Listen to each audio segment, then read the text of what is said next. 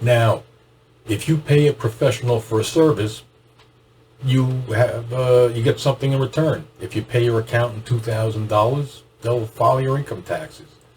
Just like I paid $750 for an independent autopsy at a major New York City hospital where they pinpointed a specific cause of death directly related to the surgery. Now, at the time the case was dismissed, I had nothing in writing whatsoever regarding Crooked Edge's expert witness's opinion. I didn't have anything on his letterhead, and I didn't even have anything from Fuchsberg and Fuchsberg regarding his opinion. What I did have, however, was Crooked Edge's legal arguments, which apparently reflect what his expert witness was willing to testify to. Yeah, that's how Crooked Edge prepared this case.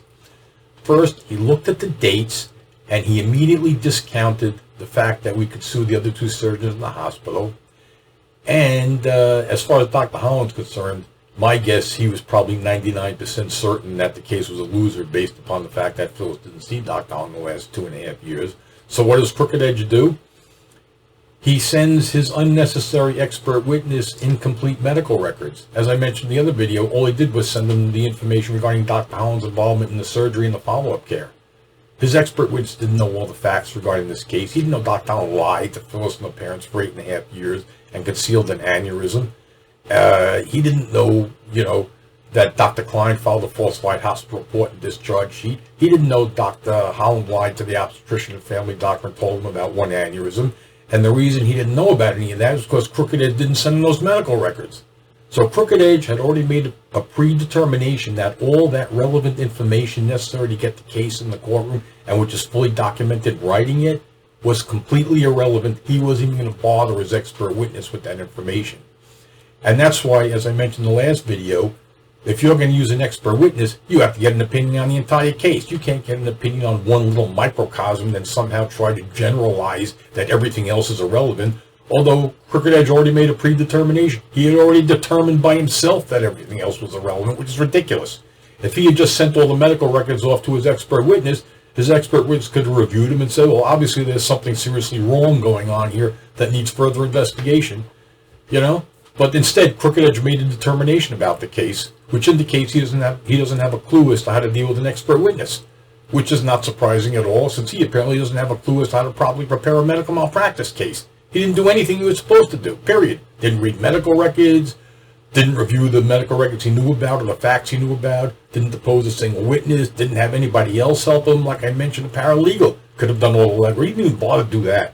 So for 2 years, 2 months, and 19 days, nobody did any actual work on this case at the law firm of Fuchsberg and Fuchsberg, which is pretty goddamn pathetic. And you know what this indicates? This indicates Crooked Edge's attitude towards his client's legal affairs. It is totally obvious from the way this case was handled that Crooked Edge does not give a damn about his clients or their legal affairs or what happened to the client's wife. Not once did I hear a word of sympathy or concern from Crooked Edge like, whoa, Dr. Hollin and his associate did something very nasty to your wife. We're going to get him but good. As a matter of fact, all I heard was the exact opposite. Oh, we can't do this, and we can't do that, and we can't do this one, and we can't do that one, and that record's useless, and we can't do that. Negative, negative, negative. That's all this attorney ever did was dump his own self-defeat and negativity all over this case, and it was all based upon looking at a date, apparently. He didn't review any facts, period. He obviously doesn't give a damn about the facts. Crooked Edge apparently thinks that if you haven't been to the doctor in the last 2.5 years, you don't have a case, period. That's it. The facts are completely irrelevant. And then he tries to hide behind his excuse, oh, fraud's hard to prove. Really? A doctor's been lying to a patient for 8.5 years and concealing a lethal ailment like an aneurysm that he surgically mistreated without their knowledge and consent, and all of a sudden fraud is hard to prove. As we reviewed, Crooked Edge knew of about 10 fraudulent and malicious acts that were perpetrated by Dr. Hollin's associates. Every single one of them was fully documented in writing and easily proven, but according to Crooked Edge, fraud is hard to prove. Well, now we know why fraud is hard to prove for Crooked Edge. He is just a bumbling, incompetent of an attorney. Plain and simple. That is it. The fact that Dr. Hollin concealed the aneurysm was more than enough evidence to allege fraud and get this case and win it based on that alone. And here's another thing. We discussed fraudulent concealment, which is totally obvious. The patient consent form in Dr. Hollin's operative report proved that. We also have what's known as lack of informed consent. That is another critical plaintiff-oriented legal issue that is used by plaintiff's attorneys on a routine basis. Phyllis and her parents did not consent to have that second aneurysm wrapped with muslin. They didn't even know it existed. That is what's known as lack of informed consent, and that is another legal issue that should have been made to get this case into the courtroom. We have fraudulent concealment, and we have a lack of informed consent, and you know these are totally obvious, staring you in the face right from day one. Crooked Edge knew this information from day one. He knew there was a lack of informed consent on the wrapping of that aneurysm, that the patient and the family didn't even know it existed. And he knew that the aneurysm was concealed. How much more obvious could it be that that's the route you have to take this course in? Well, not according to Crooked Edge Douglas. To him, this is completely useless information, and he sees nothing wrong with Dr. Hollin's actions in this matter, which is a joke, considering that he's marketing himself as a plaintiff's attorney. Well, Crooked Edge is no plaintiff's attorney. He is, in fact, a stealth defense attorney, and that's exactly how he handled this case. He didn't handle this case like a plaintiff's attorney. Any normal plaintiff's attorney would have just presented the evidence at face value, but not Crooked Edge. He's busily in there rewriting this entire case to make it sound like ordinary negligence, and without any consideration for what the real documented facts of the case were. Now, how much time did Crooked Edge Douglas spend actually working on the Dr. Hollin case? Although the term work is clearly a misnomer. We should say performed activities related to. That would be more accurate. Well, as we reviewed in part 1, from the time Crooked Edge took over the case until the time he spoke to his expert witness and came to the conclusion that the case was a loser was approximately 7 months. And as we already reviewed, during that time period, Crooked Edge did not read medical records, didn't depose a single witness, didn't have anybody else assist him. Instead, what he did was he met with me to discuss the case, but he completely ignored everything I told him. He attended that meeting with the judge and the opposing attorney, and I sure as hell hope the judge did serve cocktails and hors d'oeuvres, so Crooked Edge had a nice little snack before heading out to the gym. And he filed that legal document that had to be filed in the courts. He sent a cover letter to his expert witness with some medical records, and he spoke to his expert witness. When you put it all together, how much total time did he spend? My guess is no more than 5 hours. Probably less, but let's figure 5 hours just for the heck of it. So in the first 7 months, Crooked Edge has spent a grand total of approximately 5 hours on this case, and he hasn't done any meaningful work on it, and he's come to the completely wrong conclusion about it. To boot. So, Crooked Edge has now come to the conclusion that the case is a loser. Well, what does your average attorney do when they come to the conclusion that a case is a loser?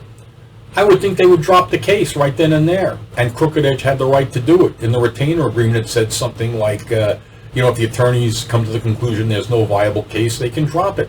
And that's what Crooked Edge clearly should have done, but he didn't bother to do that. So what's the alternative if you're not going to drop the case? The only alternative I could think of is to try to figure out some way to win it. Well, Crooked Edge didn't even bother to do that either. Instead, he just ramrodded the case into the dumpster. He waited, since he did no work up to this time, in 7 months, he decided that he was going to sit on the case. Instead of dropping it, he decided he was going to do nothing further, period. He could have read the medical records or had somebody else review them or just get a second opinion on any of this and, corrected the error of his ways, but he didn't bother to do any of that. He came to the conclusion the case was a loser. So after 7 months of fiddling around, he now decides to do nothing for the next year and approximately 5 months. That's 17 months. That's more than double the original 7 months where he did little to nothing. Now for the next 17 months, he literally did absolutely nothing. He attends my deposition, which took maybe an hour or two, let's figure 2 hours, and he had no choice to do that. I'm sure if there was any way to wangle out of that, he would have figured that one out, but that he had no choice. So now we're up to 7 hours. And what does he do after the deposition? For the next 3 months, again, he does absolutely nothing. He waits till the motion for summary dismissal comes in to sit down and write his legal arguments.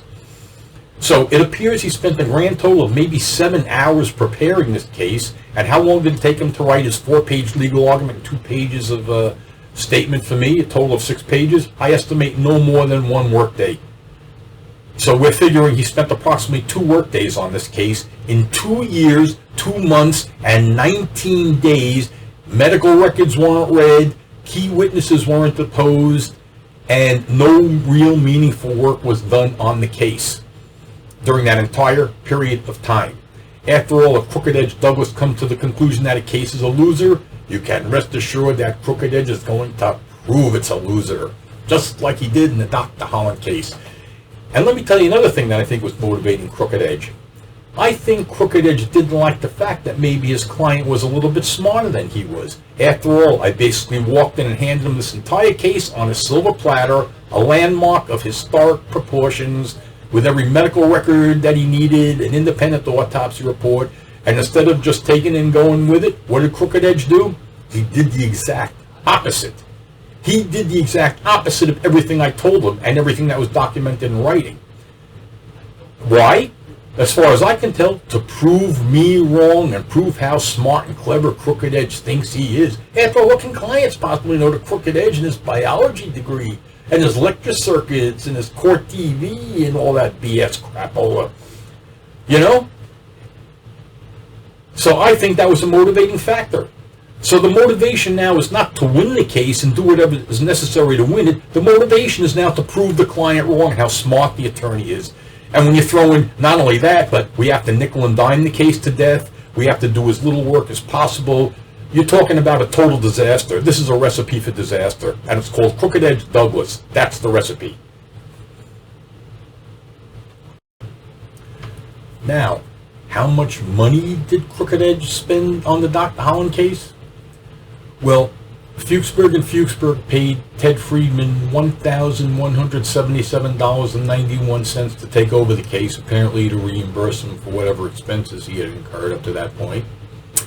And you know what? That appears to be about it. That is approximately all that was spent on this case. Crooked Edge did not spend a wooden nickel on the prosecution of the case. And what I mean by prosecution is deposing witnesses, filing additional lawsuits against Dr. Hollin, the other 2 surgeons, and the hospital. That's what I'm referring to.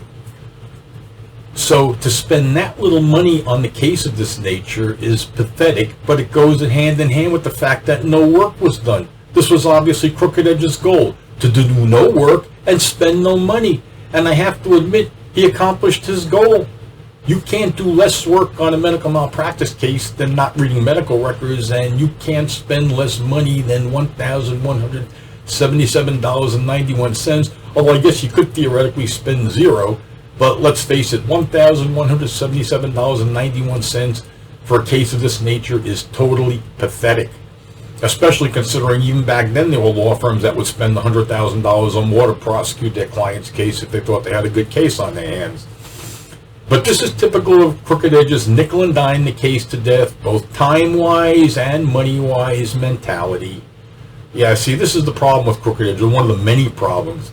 Instead of having both eyes on the medical records, he's got one eye on his watch and one eye on his wallet. And when an attorney is more concerned about cutting corners than he is about winning the case, the Dr. Hollin cases, this is what you wind up with. You wind up with made-up legal arguments done at the last minute, which is obviously total garbage. Now, how much time would it have taken to properly prepare the Dr. Hollin case? I estimate it would have taken approximately 4 weeks. That would include doing all 14 depositions, reading the medical records, putting the case together as I outlined in the Dr. Sidney Hollin website. And you know what? Even if it took 5 or 6 weeks, it still would have been well worth it. But I think this case probably could have been wrapped up in 4 weeks. And remember, Crooked Edge had over 2 whole years. He had plenty of time to properly deal with this case. And if he wasn't going to do it, he should have either dropped it or had another attorney do it, or told Dave Fuchsberg that he needed some assistance on this case. But he didn't bother to do that, obviously. And here's another issue. It appears that both Abe Fuchsberg and Crooked Edge himself grossly overestimated Crooked Edge's capabilities as a medical malpractice attorney. It's kind of shocking as to how grossly incompetent Crooked Edge is, especially his handling of this case. Apparently, Abe Fuchsberg didn't have a clue. He seemed to have complete trust and confidence in Crooked Edge's capabilities as an attorney. And based upon the way this case was handled, that's a joke. It also appears Mr. Fuchsberg never checked up on Crooked Edge, which turned out to be a big mistake. You would think you would have somebody review every case that went out the door to protect the integrity of his law firm's good name. He didn't do that. Any paralegal would have read the medical record and see that Crooked Edge's legal arms were ridiculous. You know, and they could have nipped it in the bud there. But it's obvious that Mr. Fuchsberg just completely trusted Crooked Edge. So both of them grossly overestimated Crooked Edge's capabilities as a medical malpractice attorney. As a matter of fact, the only way I can think that Crooked has managed to survive in this industry this long is enough patients bang their knees, stub their toe, or slip on a banana peel in a doctor's office where the case is so ridiculously simple and obvious that even Crooked Edge Douglas can figure it out. And let's face it, 99% of all personal injury and medical malpractice cases are ridiculously simple and obvious. They involve auto accidents, slip and fall, or a crane falls on your head while walking down the street. And, you know, the same thing is true with medical malpractice. A lot of medical malpractice isn't medical malpractice, it's blatant stupidity. Like a case I read about not that long ago where a woman went in for a knee transplant and the surgeons put in the right transplant device in her left knee. After the surgery, she was in severe pain, and that's when they discovered the error of their ways. Those are the type of cases they're going to be knocking down your door to settle because there's no excuse for stupidity. And if you make enough noise about yourself, which Crooked Edge is good at, you probably get enough people calling up with those kind of calls. And let's face it, success in this field, a lot of it is the luck of the draw. If you happen to be the attorney who answers the phone when somebody just got hit by a Walmart truck and was severely injured, hey, you hit the jackpot. So that's what it is. And that's why a lot of these law firms advertise like crazy. They know they have to get the right quality of cases. Well, this one was handed to Crooked Edge on a silver platter. Remember at the beginning I mentioned I was referred to them initially by that neurologist that seemed to, you know, have faith and confidence in Fuchsberg and Fuchsberg regarding neurosurgery cases. But it appears that was misplaced, or maybe he knew of some other attorney that had success, and I don't say it possibly could have been Crooked Edge. This attorney doesn't know diddly squat about neurology or neurosurgery for that matter.